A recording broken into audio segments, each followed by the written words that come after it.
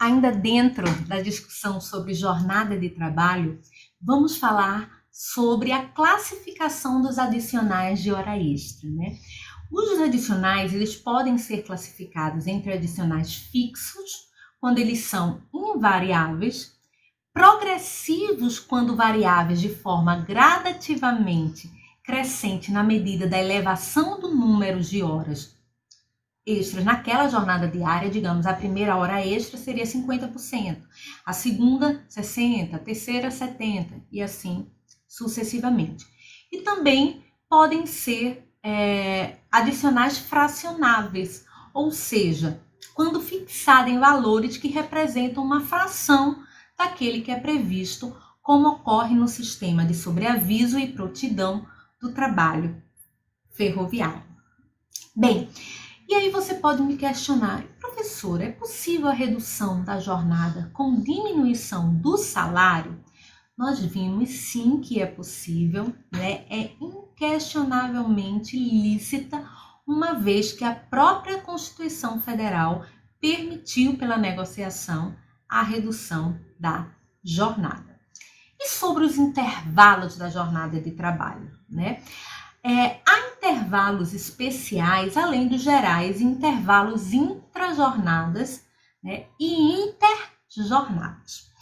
Entre duas jornadas, deve haver um intervalo mínimo de 11 horas, ou seja, aquele que vai de um dia para o outro, né? A jurisprudência assegura o direito à remuneração como extraordinária das horas decorrentes da inobservância deste horário, né, desse intervalo, justamente pela absorção do descanso semanal, né? E aí, vale dizer que é como se um empregado ele tivesse direito a 24 horas, né, de repouso semanal, mais 11 horas, né, do intervalo entre as duas jornadas, quando o sistema de revezamento da empresa provocar a absorção, né? E a lei, ela obriga o intervalo de 15 minutos quando o trabalho é prestado por mais de 4 horas e até 6 horas, e será de 1 a 2 horas nas jornadas que se excedem a 6 horas, né? E eles não são computados na duração da jornada, salvo alguns especiais, né? E para falarmos sobre o repouso semanal remunerado, nada mais é do que a folga que tem direito o empregado após determinado número de dias ou horas de trabalho por semana, né? É uma medida de caráter social, higiênico, recreativo, para satisfazer o direito, né, ao lazer, que a gente viu que se trata também de um direito social, né, e visa também a recuperação física e mental do trabalhador, né? É a folga que é paga pelo empregador. Em princípio, né, o período deve ser de 24 horas consecutivas, né, e que deverão coincidir preferencialmente, seja no todo, seja em parte, com o domingo. E uma outra forma também de satisfazer o direito ao lazer, à recuperação física e mental do trabalhador, são as férias. E o que são férias, né? São férias, um período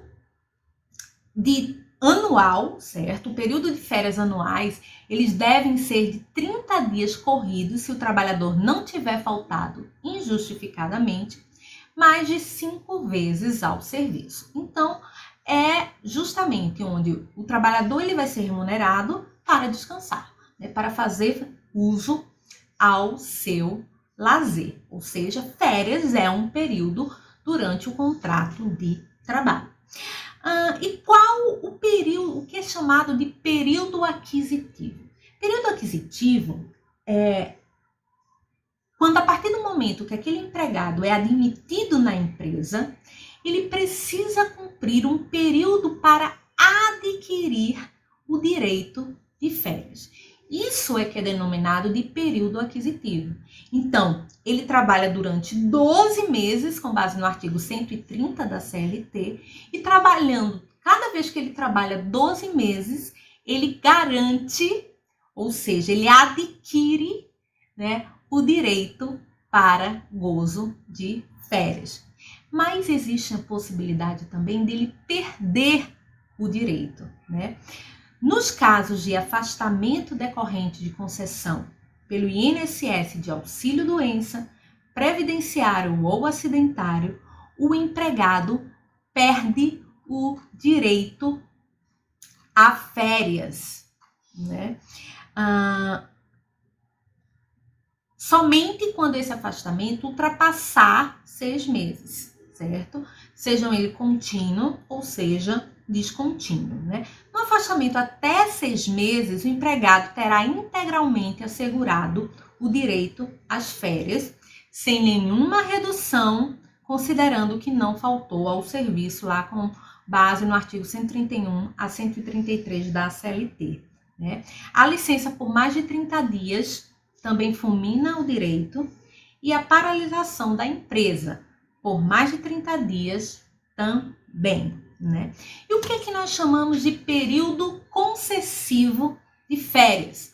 O período concessivo de férias nada mais é aquele em que um empregador terá que conceder as férias nos 12 meses subsequentes ao período aquisitivo, né? É o período a que se dá o nome de período concessivo, período da concessão, e é lógico, não fazendo, o empregador ele está sujeito a uma sanção com base no artigo 134 da CLT. E aí, imagine só, o trabalhador brasileiro geralmente ele está com suas finanças muitas vezes no limite, né? Ele se come, né? Como aquela expressão bem popular. E se por acaso o trabalhador ele tivesse que cumprir as mesmas obrigações de pagamento durante o seu período de férias, ele não teria R$1 a mais para tomar um sorvete na praia, né? Então, a Constituição estabeleceu que durante o período, né, de gozo de férias, aquele trabalhador, além da sua remuneração normal, como se tivesse em serviço, né, ele ainda terá um adicional, um acréscimo de 1/3 da sua remuneração. E o objetivo é justamente esse, poder gozar, poder pegar um cinema, poder ir para uma praia, tomar uma cervejinha, enfim, né? Fazer realmente o seu descanso, né? A partir também fazendo um consumo, recebendo um adicional para as suas férias. E o que são férias vencidas? Férias vencidas são aquelas que se referem a um período aquisitivo que já foi completado e que ainda não foram concedidas ao empregado, né?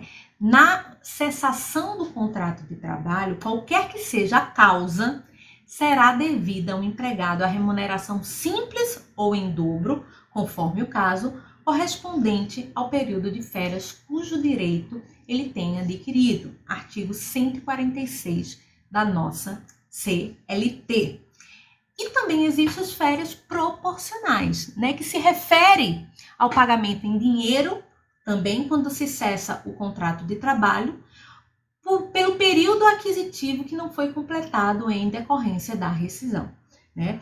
Em se tratando de empregados com mais de 1 ano de casa, né, aplica-se também o disposto no parágrafo único do artigo 146 da CLT, que diz que na cessação do contrato de trabalho após 12 meses de serviço, um empregado, desde que não se haja sido demitido por justa causa, terá direito à remuneração relativa ao período incompleto de férias, de acordo com o artigo 130, na proporção de 1/12 por mês de serviço ou fração superior a 14 dias. No caso de empregados de menos de 1 ano de casa, a norma aplicável é o artigo 147, né?